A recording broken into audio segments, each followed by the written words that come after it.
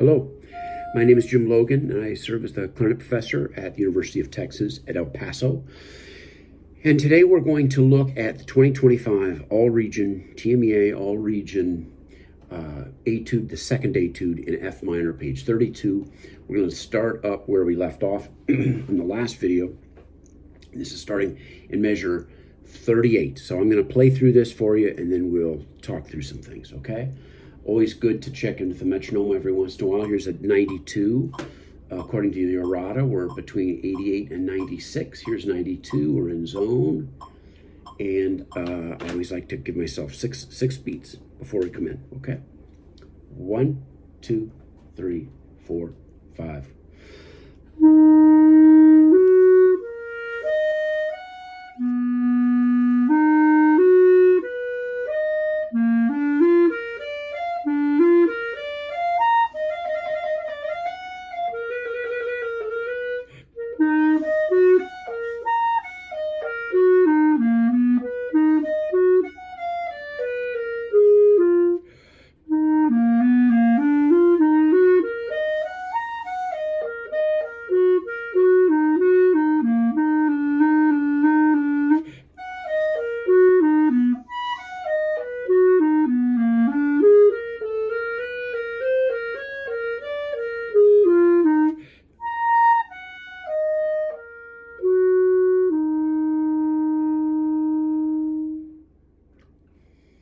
So there's actually quite a bit to talk about in that last little section.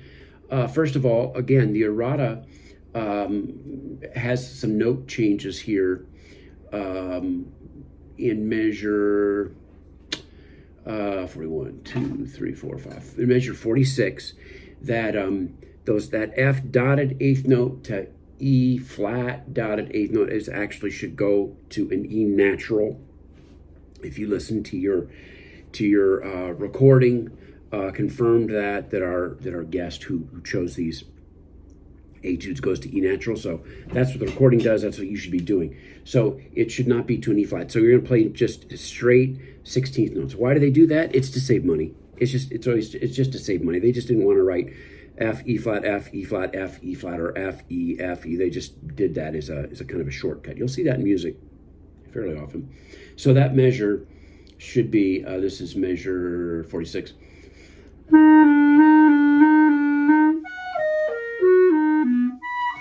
Etc. Okay? And in measure 47, the second to the last note, according to the errata, is a B flat. So change your part. It says G in your part. So measure 47.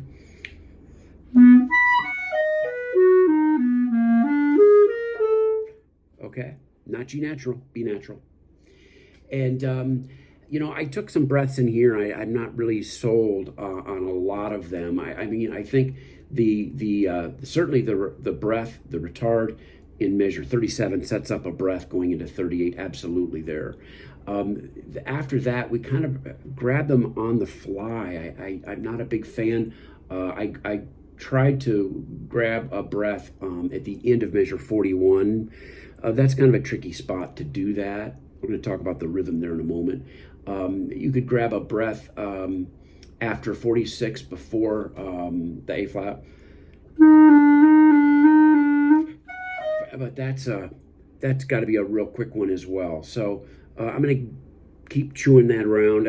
There are a lot of places to take breaths that would be okay. Nobody is going to suggest that you try to go through that in one breath. It just has to make sense musically. Let's talk about rhythm. In measure 41, we've got all kinds of things thrown at us here. We've got a trill, we've got grace notes, we've got 4 flats in the key signatures, we've got grace notes, accidentals.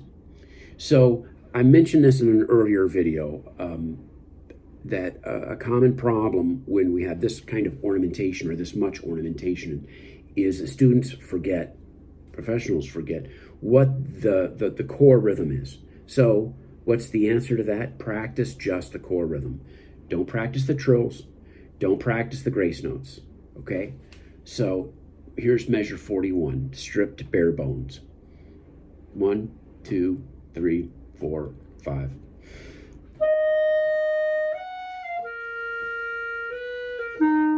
It's critical that you just do that a bunch of times, 4 times, 6 times. You have to have that in your head. Now, let's add trills, and but no grace notes, just trills.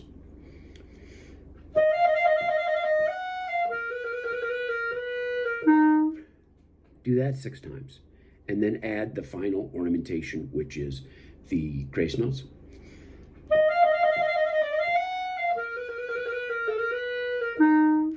That's it. Okay? That simplifies it. Simplify it. Simplify it. Simple, simple, simple. Okay? And when it comes to trills, a common problem is that we all try to put too many trills in it. You know, that worked. But if you wanna hold it just a little bit, just to make sure your time is right.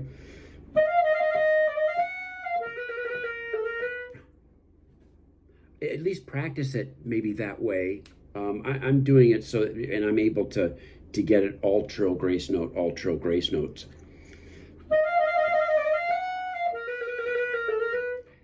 Fingering wise, it's simple enough to pull that off. Make sure you're playing that B grace note on the left side, at the latter half, yeah. So that you can set up the D flat on the left and the last note of measure 41, the C, on the right. That's a tricky measure, and it's gonna cause a lot of problems for a lot of people. So don't be one of those people. Nail that, okay? All right. Anything else I have here that I want to pass on this one? You know, next level on this, we talked about the importance of dynamics, control, and when I'm talking about control, I'm talking about not allowing high notes to just explode on you. Measure 32, for example, is written. And that's what happens when you don't count yourself off. What did I do? I didn't count myself off, and I had a silly mistake there, okay? It happens to everybody. 1, 2, 3, 32.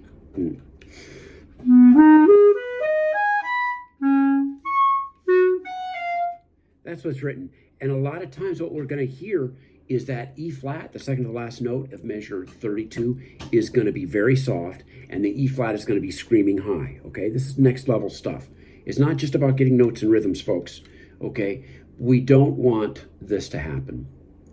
2, 3, 4, 5.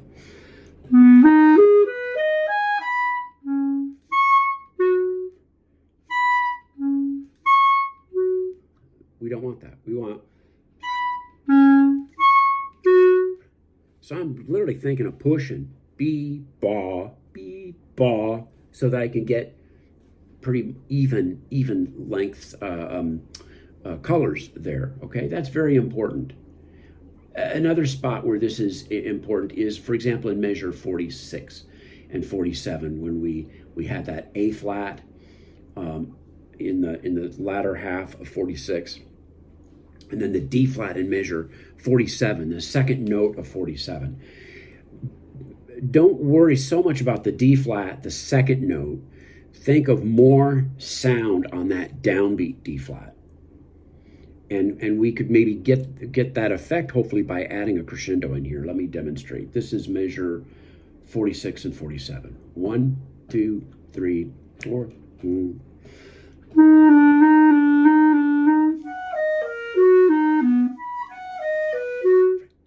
Okay, I put added dictation. Now, man, they're setting you up. Jaime Voxman, as much of a genius as he was, and he was. I happen to know the guy way back in the day. He's setting you up for catastrophe here by adding those accents in 46 and 47. That's just begging this to happen. 2, 3, 4, 5.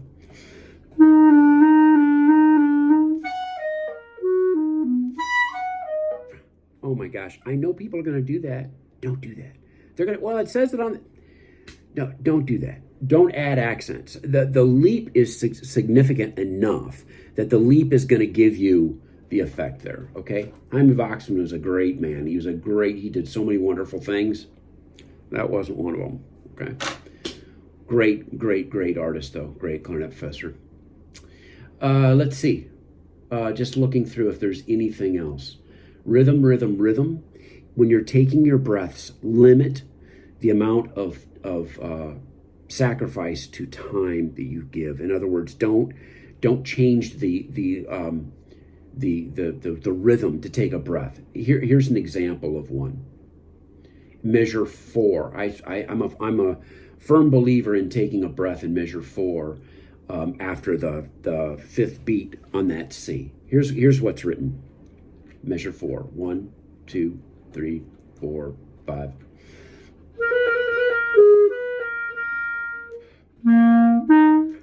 That's what you should be doing. Don't do this, which is to play 5 beats and then take a breath and then come in on the 7th beat of that measure. There's only 6, so there shouldn't be a 7th. In other words, let me demonstrate. This is what we don't want to have happen here. 1, 2, 3, 4, 5.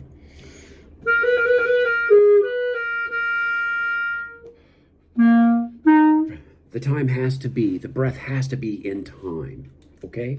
It has to be in time. All right, I'm wrapping this one up. We're moving on to the third etude is next under coming attractions. So keep checking this YouTube channel and help me spread the word because I want to help, okay? If you need help, if you need suggestions, email me. My email is at the end of this video, okay? Keep practicing. Practice smart. Practice consistently. And have fun.